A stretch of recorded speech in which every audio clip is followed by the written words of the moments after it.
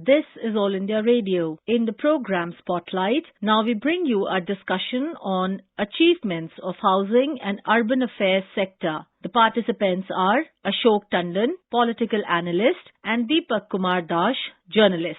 Mr. Tandon, if we see, the government has made several achievements, particularly when it comes to putting a lot of money into the urban infrastructure, whether it is Amrut, which is primarily provide drinking water connection to every household, improving sewage connections and drainage system. When it comes to providing houses to the poor under the Pradhan Mantri Awas Yojana, not just poor, even to the middle class by giving some kind of interest subsidy or interest subvention. Also, government talked about how they have pushed the entire scheme of smart cities, which was one of the flagship program of Government of India, and how many of the smart city command and control centers, those came to a big use during this entire COVID. How do you look at this urban transformation happening in the past 6 years? Because we should compare with what this government has done vis-a-vis what was done 10 years back.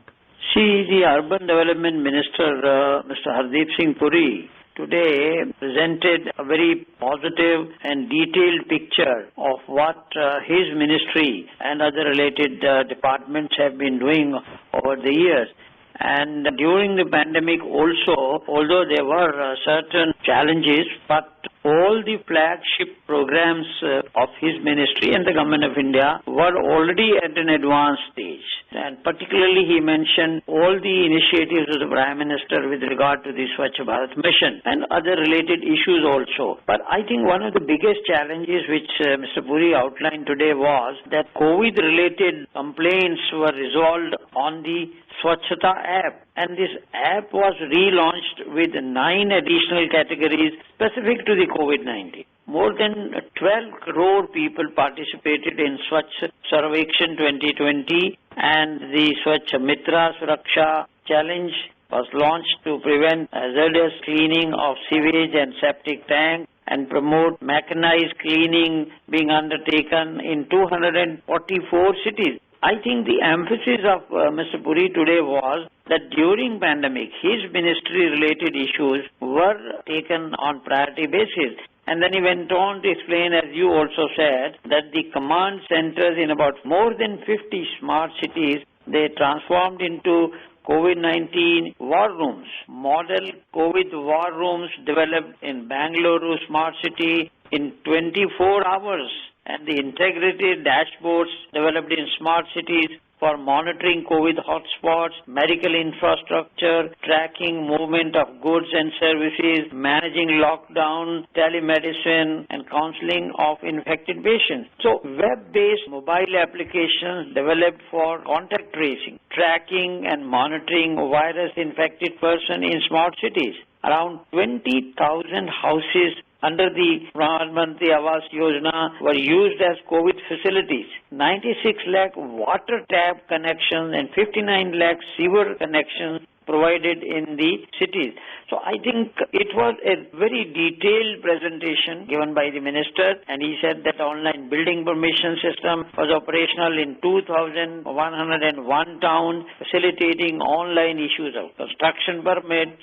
Huge jump in India's rank to 27 in World Bank's Doing Business report, and from 181 in 2018, ease of doing business in construction permits, Lucknow became 9th city in the country to raise municipal bonds. Completion date extended so motto for all real estate projects registered under the RERA to promote home buyers. 7 crore mass free meals in shelters and urban homeless. Community kitchen by more than 50,000 houses in 14 cities, and provide food during lockdown. 50 lakh street vendors to benefit under the PM Swanidhi scheme. More than 33.6 lakh loans and application received. We listed the whole achievement of the Urban Development Ministry, and I think credit must be given to the Minister for supervising all these schemes and its effective implementation. Now, what you said, Mr. Tandon, one thing is also very clear, that all these years, for quite long time, people looked at urban areas as a matter of misery. But if we see this entire initiatives taken by the government under the flagship schemes like Smart City Mission, Swachh Bharat, Amrut, and Pradhan Mantri Awas Yojana, and as you rightly said, this Pradhan Mantri Swanidhi scheme. So all these things have delivered what was expected from government during a very challenging time. But if we see, government also made a big observation today that how they have increased this entire funding for infrastructure projects, particularly for urban infrastructure. It is almost like 6 times more than what the earlier regime for 10 years spent. So the government said that total spending was almost like 12 lakh crore as compared to in the past 6.5 years rather, as compared to 1.5 lakh crore in between 2004 and 2014. How do you look at this, ramping up of investment, why it is important and what impact it will have on this urban life? The government has already explained that apart from the rural development, the social infrastructure in the deprived sections of the society, a lot needs to be done for the urban sector as well because of it generates employment and then people are also moving towards the urban areas. And in that context, more than 1.09 crore houses sanctioned under the Pradhan Mantri Awas Yojana, and so far construction in different stages is more than 40 lakh houses delivered. 702 kilometers metro network has been operational in 18 cities and it's being now extended to 27 cities, and the record 85 lakh daily ridership was achieved through COVID. And Atmanirbhar Bharat had now ordered more than 1,000 metro RTS coaches. They backed by companies based in India. Specifications issued for metro light. All these issues were explained today, and I think when he talked of National Common Mobility Card was launched to facilitate large-scale indigenous production of debit, credit cards, equipment, and a whole lot of schemes. The metro itself, there is a lot to say. 13th Urban Mobility India Conference on emerging trends in the urban mobility, which was organized on virtual platform. Global participation was there of more than 1,000 experts, around 60,000 real estate projects and 46,000 real estate agents registered under the RERA. 60,000 complaints disposed of, and now, of course, the whole nation knows, and the government has very proudly announced that the new parliament building to be a modern, iconic structure to showcase vibrant democracy, to have a magnificent central constitutional gallery, accessible to public, e-Sampada. There's a whole lot of developments which have taken place, and this has all happened with pandemic. What I was talking about, Mr. Tandon, is that how do you look at this huge ramp up of investment in urban infrastructure and its impact? Like the government said that from 1.5 lakh crore investment in 10 years of the earlier regime, in past 6.5 years it has been more than 12 lakh crore. What message it sends? And does it send that the government has prioritized the urban transformation, urban development? If you go back to what Prime Minister said during a conference, that we don't look at urbanization as a challenge, rather it's a huge opportunity. And as you rightly said, we need to put more focus on urban areas, primarily because those are job generators, they drive economy. A large part of our GDP is actually generated by the bigger cities, smaller cities and also towns. In addition to the developmental projects and the schemes which have already been initiated for the development of the rural area, for the agriculture sector, for the poor, for the downtrodden, for scheduled castes, for women, all these schemes were not being discussed today because today exclusively focus was on the urban development, which is equally important in the sense that, of course, in urbanization, when the real estate develops, it provides a lot of potential for job opportunities, and whether we like it or not, the labor comes from the rural areas, which are all construction labor. So if measures are taken for their welfare is as part of the urban development and transformation, I think it overall helps the country and its economy. And the overall investment in urban transformation is up by 627% during the last 6 years from 2014 to 2021 as compared to the period between 2024 and 2014. The amount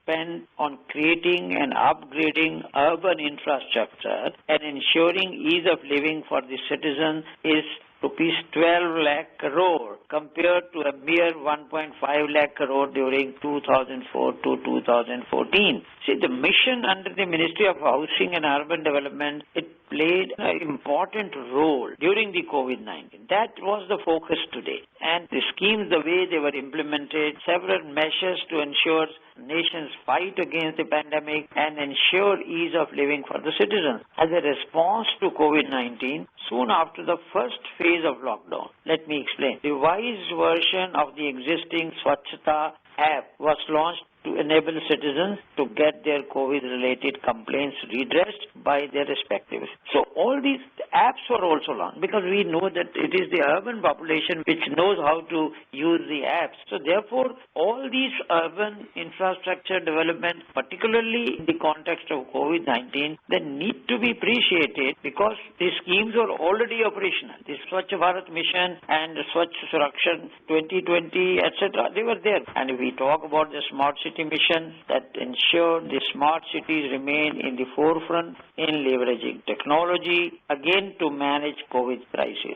So more than 50 smart cities transformed their integrated control and command centers into COVID war rooms. Now, this particular issue will itself explain how urban transformation is important.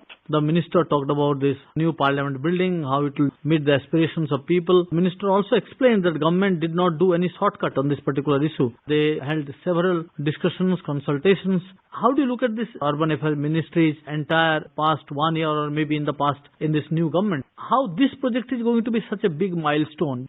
No, there were questions about the Supreme Court guidelines and which Mr. Hardeep Singh Puri explained that all the Supreme Court guidelines have been complied with, and the latest one where Supreme Court instructed the government to go to the Heritage Conservation Committee. So also has been complied with today. This is exactly what the Secretary explained, that also has been done today. So everything in this particular project, whether it is Central Vista project or the new parliament, it all has been cleared by the Conservation Committee and in compliance with the Supreme Court guidelines. So as you very rightly said that this project has been, in fact, Mr. Puri replying to a question said that this demand for a new parliament has been there for the last 10 years.